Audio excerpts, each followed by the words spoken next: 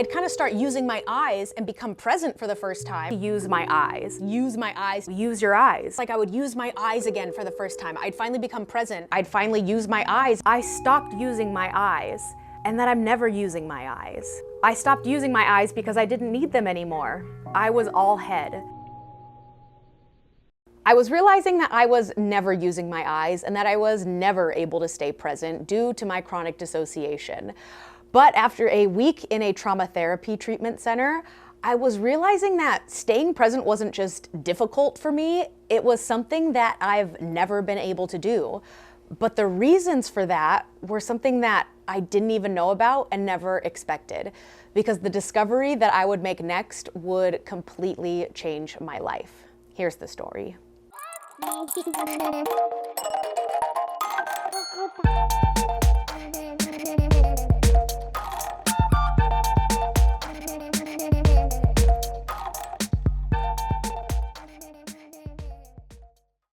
So I'm now a few weeks into my treatment center doing about 15 to 20 hours of therapy a week. And I was beyond frustrated at this point. I was not getting the hang of therapy because I couldn't feel. I couldn't feel any emotions. I couldn't cry.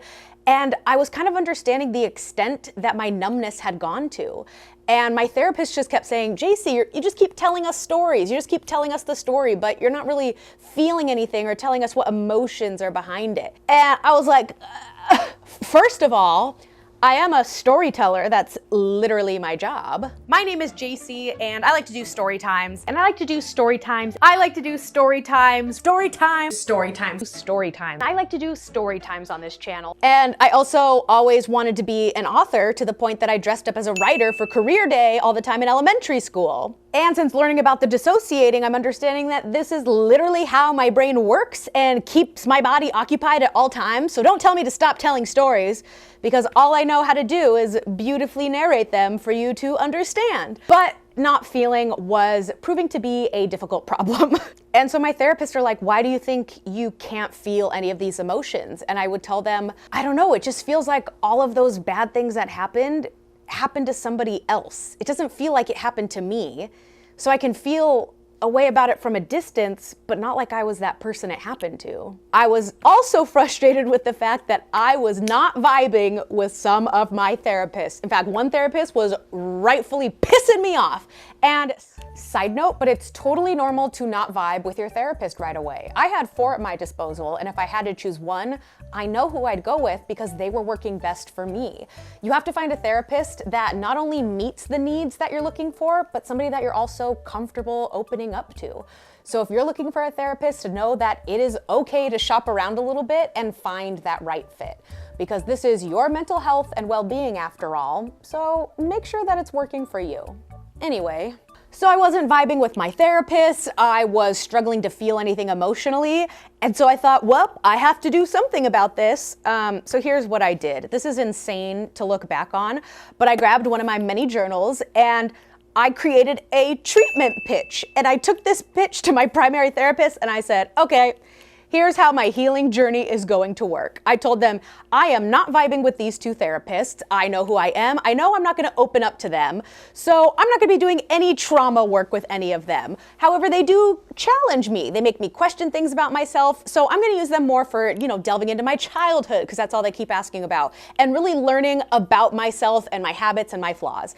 Then these 2 other therapists over here, I can be vulnerable with them. They make me feel warm and cozy inside, so I know that they'll be able to help me get those emotional releases that I'm begging for. So I'll work with them on more of the trauma healing aspect of things. And then because nobody seems to be helping with this mental spiral I'm clearly undergoing right in front of your eyes, I will go and figure out what that's all about. So after my hours of therapy a day, I'll go home at night, I will observe my brain, study, research, document, and figure out what's going in my noggin. And I said, and here's my 3-week healing plan. Here's what I'm gonna do on every day. Here's what I'm gonna do in my group sessions. Here's how I'm gonna heal on a day-by-day schedule. And my therapist looked at me like, this crazy bitch. Yes, clearly I still thought I was smarter than everybody, like I was some eccentric genius that may have been a couple more notches towards insane. And of course my therapist looked at me and were like, Jacy, that's not how this works. We need you to calm down. We need you to trust us. And we need you to be patient. You can't tell yourself how you're gonna heal. It's not linear. You have to be patient. And we just need you to stay present. Just be with us here and be present. And I kept saying, everybody needs to stop telling me that because I'm here. What do you mean be present? I'm literally in the room with you. So I was not happy with that.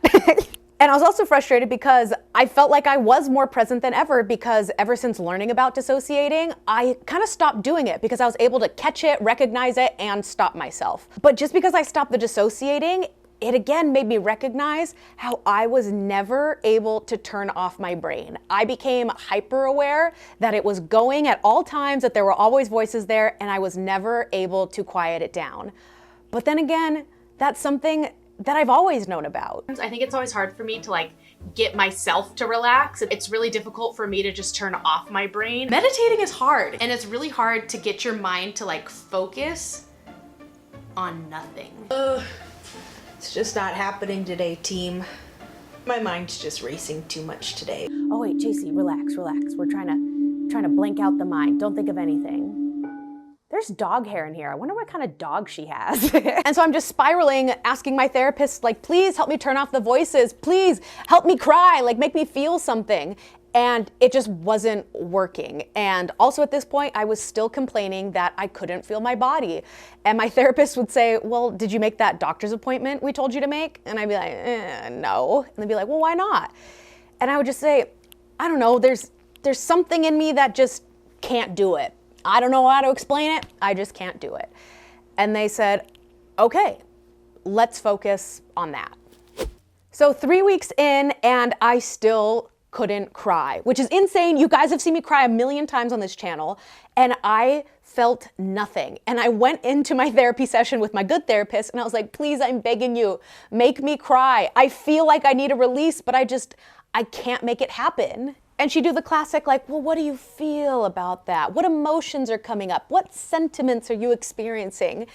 And I'm like, I don't know. This game's not fun for me, Scooby-Doo. I just kept saying, it just felt like it happened to somebody else. And so she asked me, well, when do you feel like yourself? And I was like, I don't know anymore. I feel like I'm in this skin suit, that I have all these voices happening to me, that these actions are happening that I don't remember doing. I don't know when I feel like myself. And so she gave me the assignment to go home that night and look in the mirror and just look at my face and see if I felt like myself. And I thought, that's a silly exercise. I am a vain person. I am always looking at myself in the mirror, but whatever you say, doctor. So I go home, I look in the mirror, and I understand why she had me do that exercise, because I did not recognize myself at all. I'm looking at myself in the mirror and I'm like, whoa, I look 10 years older than what I thought. I'm seeing wrinkles I didn't see before. I look pale and unwell. I don't know who that is in the mirror. And I was like, how come I didn't notice this? I feel like I'm always looking in mirrors. How come I don't recognize my own face? So I started taking note of every time I looked in the mirror, and the same thing happened every time. I'd pass a mirror and my eyes would just go right to my stomach. I would start body checking. I would pinch my belly and just send so much hate towards my body. And I would constantly be trying on these clothes, but then it was as if every time I went into a mirror, I had to look into the mirror, turn to the side, and I would grab my stomach. And I'd grab my belly, pinch here, pinch there, and be like, don't worry, we're gonna get rid of you. You're gonna be gone soon. Like, I hate you, you're gonna be gone soon. And that's when I learned that that's body checking, and that's really bad. It was kind of debilitating because it came to the point where all I could think about was my body. As much as I've tried throughout the years, I just never stopped body checking, and I never stopped hating my body. Thanks a lot, Dr. Ambrose. And so I'm realizing for the first time in my life, I'm never looking at my face in mirrors. Okay, well, what about in the morning when I'm brushing my teeth and washing my face? I go to do that, I'm dissociating. I'm in my head. I'm not looking at the mirror. I'm just in la-la land, brushing my teeth, not knowing what's going on. Okay, what about when I'm doing my makeup? Again, dissociating, but when I finally look at my face to do my makeup, now it's caked in makeup, and I've got a lifelike filter on, so of course I'm gonna look younger and not like my normal self. And it was just this spooky real-time realization of like, oh my God, like, I don't even recognize me in the mirror. I don't feel like myself, but I don't even recognize myself. And then one day I was looking at my TV. So on my TV right here, I have a Google photo slideshow that plays every day of just like all these fun photos. And I would look at these photos and be like, there, that's when I feel myself. That's me. I recognize myself there. And after a couple of therapy sessions, it made me realize I don't recognize myself in the mirror because that's me seeing myself in the present. I'm only ever recognizing myself in a third person point of view. I'm only recognizing myself in photos, in videos, in vlogs. And my first thought is, oh no, my life as an influencer has ruined me because I'm always seeing my life in the past tense, editing my vlogs and watching back my videos and doing all my Instagram photos, putting a filter on them. But then I realized, no, again, I've always been like this. No, I'm filming you guys. Hello. It'll. Jason, just stay there. I'm filming you guys. I can see you in a minute. Oh, that is so sweet. One second. Are you excited for your Hawaiian dance class show? What? What?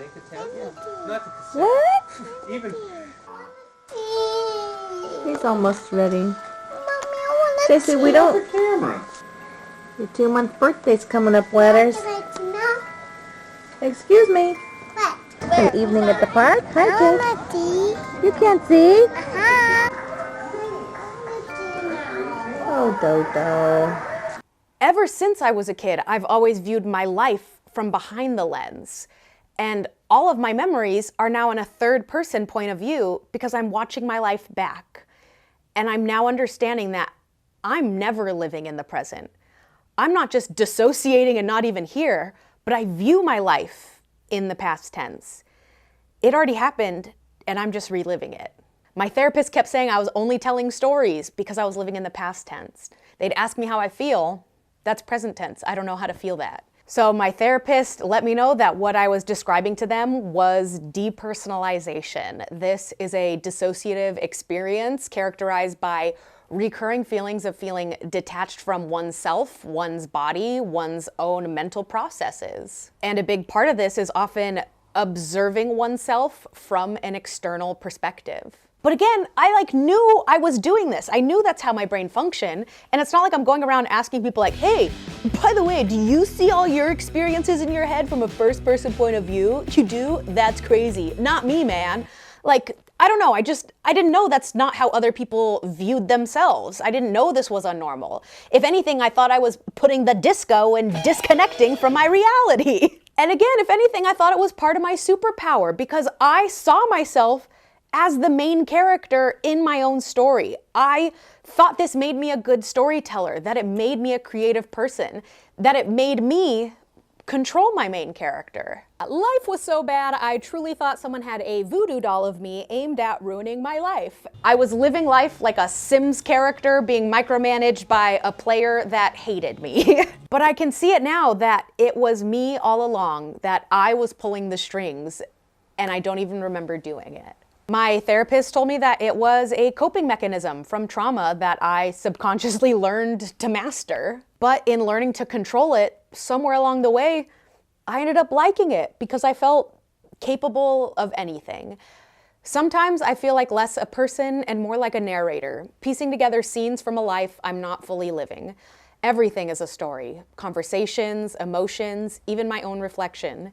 And I exist somewhere between the writer and the character, never quite sure which one is real. So I've never been here. My body isn't mine, my thoughts aren't my own, my actions, my own reflection. I don't even know who I am at this point. And I was never able to stay present.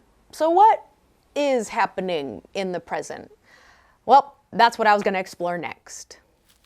So in discovering all of this, my therapist gave me some homework, and that was to learn the IFS model.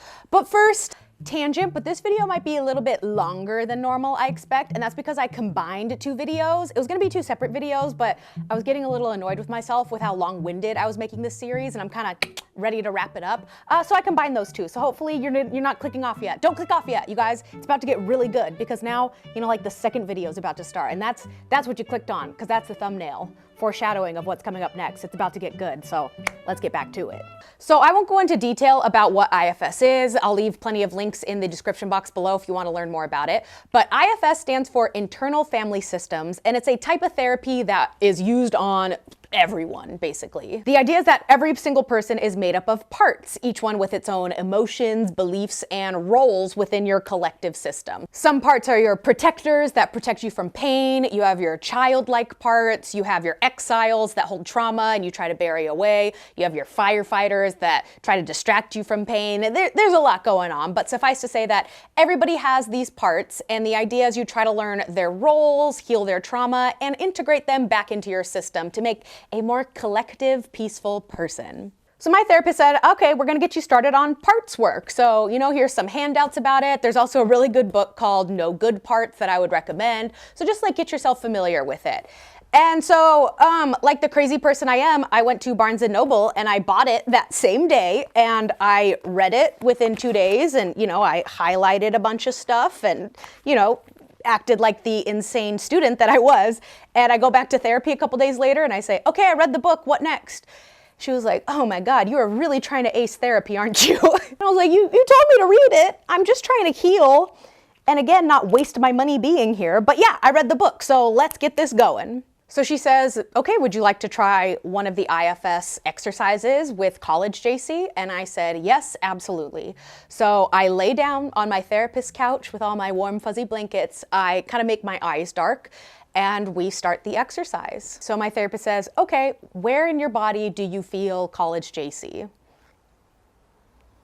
Nowhere. I don't feel anything. I don't feel her anywhere. She's like, okay, that's fine. Can you visualize her in your head? And I said, yeah, absolutely. She's standing right in front of me wearing a USC sweatshirt and her hair all up in a bun. Okay, that's great. Now ask her if she's willing to communicate with you.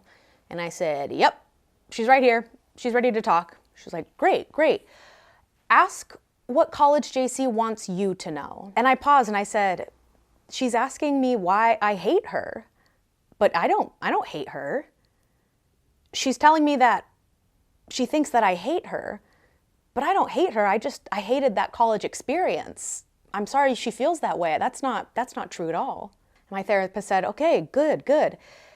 Now ask her what she thinks her role is in your system. And I said, she's telling me that her role is to forget all about college, to not let me think about college at all. And my therapist said, okay, good, that's great. So we talked a little bit more, and then my therapist said, okay, time for Jacy to come back too. So Jacy, can you let college Jacy know that you'll be back to talk to her, and that now that you've opened the dialogue that you'd love to hear more from her, but you need to leave now, so you'll be coming right back. And I said that, and I came back too. And when I came back too and I used my eyes, my therapist said, wow, that was some really great work. Like, she kind of came up really easily for you. And I was like, yeah. So how do I do that with all my other parts? How do I continue healing and being a great therapy student? And she was probably so done with me, but she's like, all right, I know I can't stop you, but if you wanted to talk to some of your other parts, here's what I'd recommend. Basically, whenever you feel a big emotion, just kind of pause and ask yourself, hey, who in there is feeling that emotion? Then you're just gonna follow the IFS process of steps, where you're gonna ask if that part is willing to talk to you, because some parts might not be comfortable opening up to you. Cough, cough, like me with my bad therapist.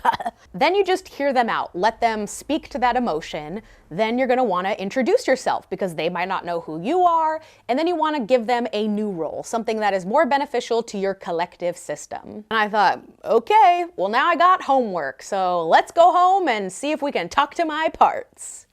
So when I got home that night, I was actually very stressed at this point in time because of my talk show. So I was on a hiatus from my talk show for the summer, but my producers still needed a content plan out of me. They still needed just a general idea of what I wanted to talk about in the next season. And for weeks, I kept putting it off. I was procrastinating to the highest extent, and it was bringing me so much anxiety because it was kind of due soon. And so I was getting myself worked up about it, and I realized, wait, I'm feeling anxiety. That's a big emotion. Let me pause, take a break, and ask, hey, who in my noggin is feeling that? And college Jacy kind of raised her hand in my brain. And I thought, okay, well, let's just continue our conversation and emulate the exercise that we did and get to the root of why I can't do my career. So I get college Jacy in my head, and I'm like, hey, why are we procrastinating? And she answered, well, it just feels like school again. I feel overwhelmed and stressed out. It kind of feels like all the tests and exams that I had to do that I'd rather just not do it at all. And I was like, okay, valid. What else? What do you think your role is in my system? And she said, to forget about college. And I was like, oh, dang, yeah, you messaged that. But why? And she was like, well, it was the most stressful and exhausting period of my life, and I don't want to feel those emotions again. And I was like, right. Like I was at a complete impasse because I was like, oh, I don't actually know how to comfort her or what I'm even trying to get at. And I realized, oh, I went completely out of the steps that I was supposed to do for IFS. Let me kind of start over. So I said, you know what, College Jacy? Just tell me about college. You know, you think that we hated it, but we must have not hated everything. Tell me some of the things that you liked. And all of a sudden it was like, I was standing on campus watching College Jacy give me a tour. Now I've described that I can see things so clearly in my head. This was straight up some 4D YouTube video. It felt like I was watching in my head. And she just starts walking me around on campus and she starts pointing out things that I didn't even remember. She's like, oh, here's where I would park my bike outside of my dorm. Here was my favorite cafeteria where they had Reuben sandwich Thursdays. Remember the gym? This was my favorite elliptical. I always tried to get this elliptical. And I'm like, this is crazy because she's not only telling me things that I haven't thought about in years, she was telling me things that I completely forgot about. Like she goes and takes me to this milkshake place we used to go to and she was like, oh, we used to always get the absent father milkshake. That was my favorite milkshake.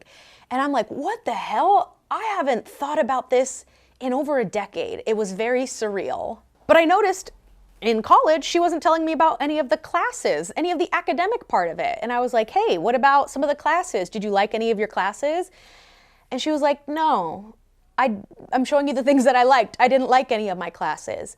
Ooh, except for one class.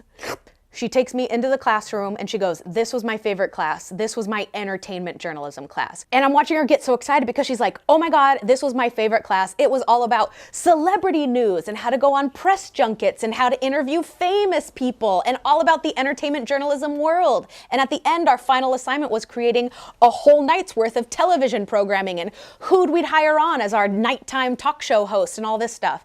And it was my favorite class ever.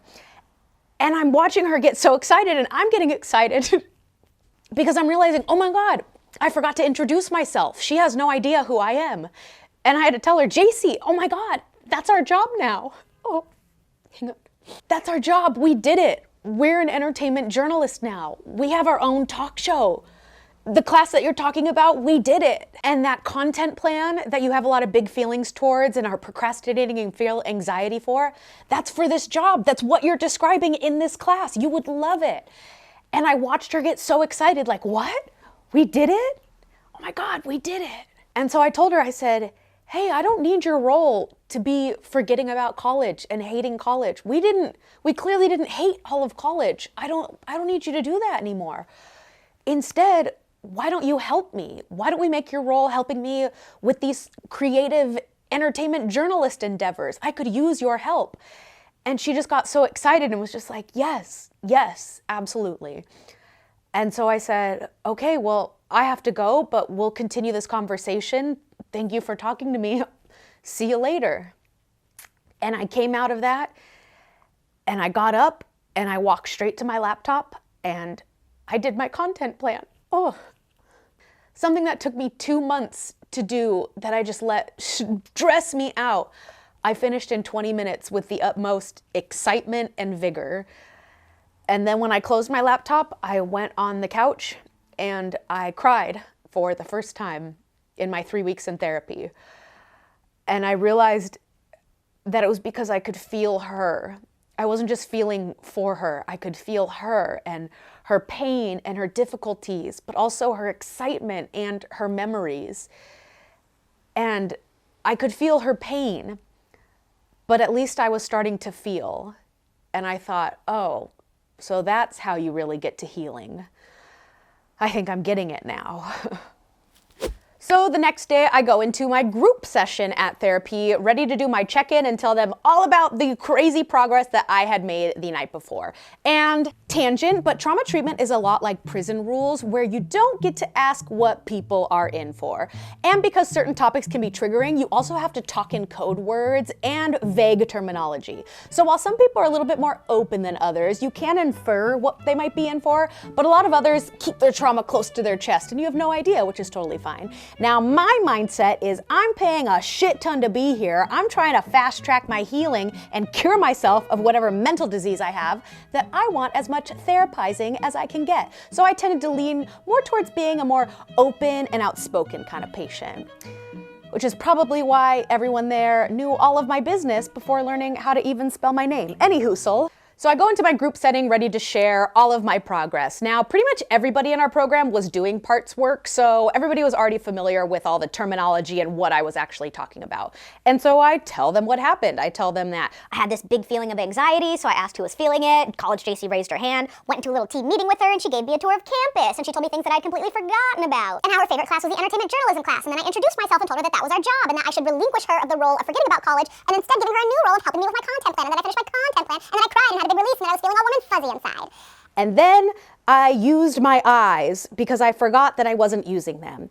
And I looked around the room for the first time after finishing my check-in, and everybody's mouth was completely agape. Yeah, I realized a little too late that maybe I was oversharing and that perhaps I was reading the room at a 5th grade level because everybody was shocked. And so you have to ask for feedback. So they're like, everybody raises their hand like, can I give you feedback? And people just started saying like, that's amazing. How did you even do that? So your part just appeared and gave you a tour? Like, that's amazing. Like the progress that you're making, but also how? What do you mean all that happened? And then my therapist there, she goes, oh yeah, like Jacy, we'll talk more about that in our next session. And I'm like, uh-oh, I wanted to pass therapy, but it feels like I did something wrong. So I meet up with that therapist again and I was like, uh-oh, like, did I make a mistake? And she's like, no, like sounds like you did incredible work on your own. You're really making fast progress, which I just think a lot of people are surprised by. But do you want to keep talking to college Jacy and perhaps delve into some of those feelings now that you're feeling it? And I was quite trepidatious at first because I was like, uh-oh, like I know I just cried last night, but now we're really gonna get into like the healing part of it. And that's a scary thing, you know, knowing you're gonna have to feel all those emotions. But I really was feeling ready, and I felt like this college Jacy that I was talking to was also ready. And so I said, yeah, let's bring her into the meeting. So I lay down, cover my eyes. My therapist asked where I feel her in my body. Still couldn't feel her in my body, but she was willing to communicate and I'm visualizing her. She's ready to talk. So my therapist asked me, okay, what is college Jacy feeling right now? And I say, she told me that she's feeling guilt and shame for some reason. And my therapist asked, why is she feeling that? And I said, I don't know, she's not telling me. And my therapist said, do you think she'd be comfortable with me talking to her directly? And I was kind of surprised, but I said, yeah, I think so. And that's when it all happened. College Jacy talked about how after losing her ovary, she just felt so isolated and alone because she was in this new college but had no friends and had no semblance of community. She also had this major medical trauma of losing an ovary, and she felt responsible for losing it, like it was her body that rejected it, and that she felt so ashamed that she lost part of her own womanhood and femininity, and that it was her own fault. She described how college is a time for thriving and making friends, joining clubs, and figuring out all the things that you like. But she was struggling during this period because it just made her feel like she was failing in so many ways. Her identity before this was prom queen in high school, was lettering in varsity sports and being involved in National Honor Society and top of her class, to now be put in an environment where she's struggling academically for the first time in her life, where she's not making friends for the first time in her life, where now she's gaining weight significantly with the freshman 15 and hating her body more and more every day. She also spoke to the relationship trauma that she had during this time that also significantly impacted her college experience. But she kept talking about how much shame she felt that college didn't live up what it was supposed to be, and that she felt so guilty because she was failing at it. And I remember thinking as she's saying all this that, wow, I forgot a lot of that stuff, or I forgot that that's how it's felt. And then I'm realizing, oh my God, I'm not even thinking these thoughts right now. I'm not even speaking. I'm listening, and someone else is using my voice. I am completely sharing a brain with somebody else right now. Somebody from my past who is telling her story for the first time. And my therapist kept talking to her directly, and college Jacy just kept sharing how disappointed she was in herself and how abandoned she felt by her old life, because after her ovary surgery, she lost 3 months of her freshman year in college and felt that it was too late to make any new friends, too late to join any new clubs, and it was too big of an uphill battle trying to get any semblance of her old life back, that she completely withdrew and isolated and gave up on any type of real college experience. She never once brought up the gynecologist or the lawsuit. She only talked about how she failed at being a college student. And after some time, my therapist said, "Thank you for speaking to me, college Jacy. Time to give Jacy back the voice and bring her back into the room, but thanks for sharing. We will talk soon." I came too. I used my eyes, I got back in the present, and my therapist said, "How did that feel?" And I said, "It felt like an exorcism." Because 1 minute I was talking, I was there, and the next I was shoved into the back seat of my own brain. It was like something had taken over, but that something was me. I was both the possessor and the possessed, trapped in the space between knowing and forgetting, as a part of me I never met finally revealing herself. It felt like an exorcism, but there was no demon, just a girl who had been waiting for her turn to speak. And in that moment, everything flooded with realization, because there were parts to everyone, but my parts were different. My parts weren't just passing thoughts or shifting moods. They were whole living fragments inside of me, carrying memories that I didn't remember, pain that I never processed, and voices that were screaming into silence for years. They were kind of like that beautiful poet that lives inside of me, writing the words of my life, but always going unread. And I thought, maybe they haven't been silent. Maybe I just never noticed it was them. Kind of like the tangents of random strings of thoughts and silly side stories that I just brushed off as my funny side, or ADHD even. It made me think of the side notes that needed to explain things logically and empathetically, to show reason and maturity, and to protect others from my own words. It made me wonder, how many more were there, these shadows lurking in my brain, begging to be brought to the light?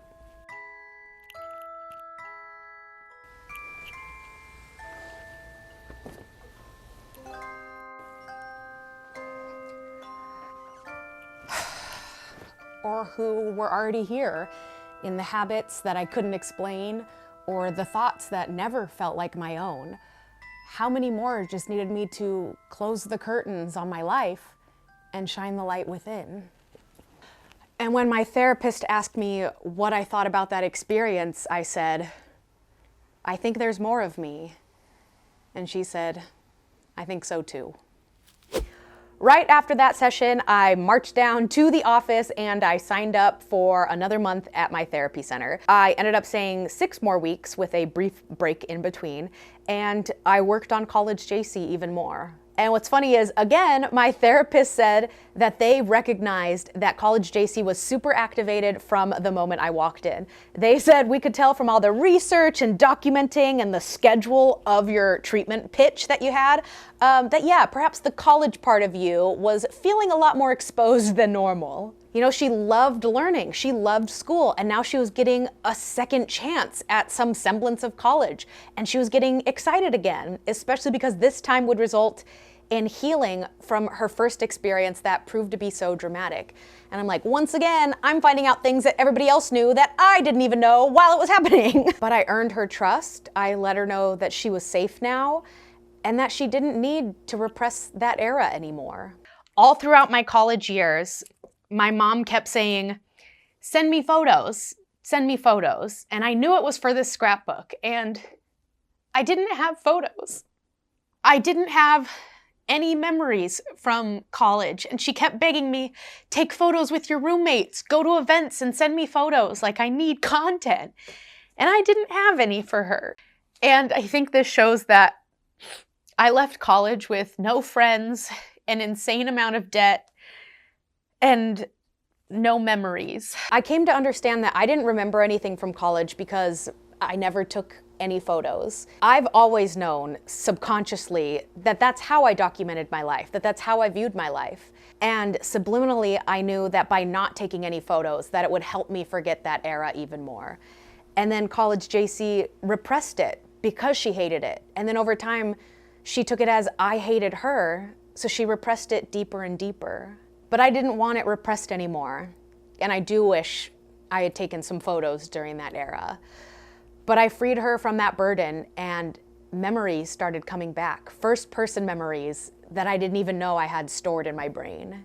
She was giving me back that time in my life. We also worked through her significant self-blame and guilt, alleviating her of those feelings that she never should have had in the first place, because all of the things that she talked about weren't her fault and weren't anything that she should have taken any fault in. And the more I worked on her, the more I saw the pattern of self-blame and guilt throughout all of my parts. And that again, I've always been this way. But I do get those weird feelings of like guilt. That weird guilt kicking in. That guilt would have eaten me up alive. I feel guilty saying that. And now the guilt is setting in. And so then I got guilty about it. I shouldn't be ashamed of it. And I shouldn't feel guilty. I felt so much shame and guilt. So it makes me feel even more guilty. It's all my fault. It's all my fault. I did learn after my weeks in the center that it did come from childhood. So the bad therapist was right about something, but how it also compounded into a subsequent relationship that really made me further blame myself for everything.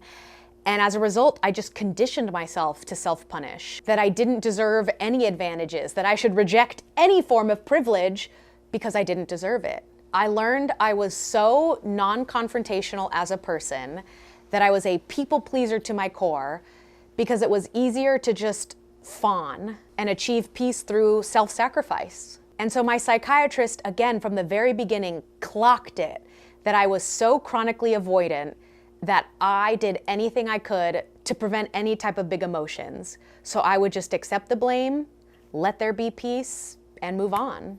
And my eyes were opened because I have nothing to be guilty about. And I really did start forgiving myself during my time in the treatment center. But again, I only saw the good side of it because as a result of me self-blaming and being guilty, I also found that I was a very grateful person, and I liked that about myself. I'm really grateful. I'm grateful. And I'm just so grateful. And I'm just so happy. I'm just so grateful. So I'm so impossibly, incredibly grateful. And I just can't express enough gratitude. I'm just so grateful for you guys. So I'm really grateful for you guys. How fortunate and grateful I am. I'm also really grateful just for everything. Oh my God, I'm already getting emotional again. This is that I get to do this. I don't know, like I'm just so grateful. I can't express how grateful I am. And I'm just so grateful. And I'm really grateful. And that's definitely a part that I wanted to keep. It was part of my superpower. And even though I'm finding out that my silly little superpower could be mental illness, you can't spell silly without the ill. And baby, I'm diseased. I jest, but shortly after my exorcism, something insane happened. And that's that I could feel a part of my body for the first time. And it was my surgery scar. My scar just started to hurt every single day. But even though it was pain, it was the first time I was feeling. And when my therapist would ask, where in your body do you feel college Jacy? I could finally feel her. I could feel where she was hurt the most because she was giving me back that part of my body. And I was finally letting college Jacy rest by taking back her pain.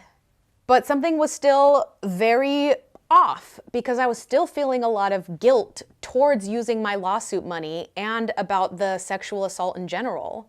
And I was still so dang resistant to making that doctor's appointment. And so I figured it was college Jacy. So I asked her about the gynecologist, and she had no idea what I was talking about. She had no idea. That assault may have happened to her, but she didn't know it yet, because I didn't find out that I was even assaulted until years later. Years later, the lawsuit happened. So she didn't even hold that trauma. So I held a team meeting and I asked myself, okay, so who is holding those feelings? Who's holding the trauma that brought me to this trauma treatment center in the first place? And that's when the floodgates opened, because I was finally bringing to light all of the shadows in my brain. But this time, I was finally ready to listen. So that's the story of discovering how there might be more people living inside of me and using my brain than, I don't know, most people have, I guess. I don't know. I think I always thought that my superpower was being the jack of all trades and the master of none. And turns out that's just a cute way of saying I probably have multiple personality disorder. And I imagine you have a million follow-up questions and need a little bit more clarification. Well, don't you worry, because the last episode of Shadow Brains is coming up soon. Yes, I hope you will join me for the finale of Shadow Brains, where everything will be revealed, everything will be clarified, and everything will end with a huge bang. If you've been following the series up until this point, hopefully it'll all be worth it, because it's all tying together, you guys. And this series has really been a labor of love and has helped me process a lot of things. And I just hope you'll join me for the final episode to see how everything comes together, because trust me, you don't want to miss it. I want to premiere this last episode on YouTube, meaning you can watch it live as it airs and chat with me in real time. But I don't know when it's going live. So make sure you're following me on Instagram, where I will post a link to the video and the time of when it will be going live. In addition, I talk a lot in this series about my talk show and how I am following my dreams, and it is truly a dream come true. If you want to see clips from that show, I do have a separate account of all of my hosting gigs, so make sure to follow me at Jacy Hosts for all those little clips and to see what I'm even talking about. But as usual, I thank you guys so much. I'm eternally grateful for you. Once again, a little redundant, but it is true. I couldn't do this without all of your love and support, and I just appreciate you guys so much. So I will see you for the finale of Shadow Brains. Toodles!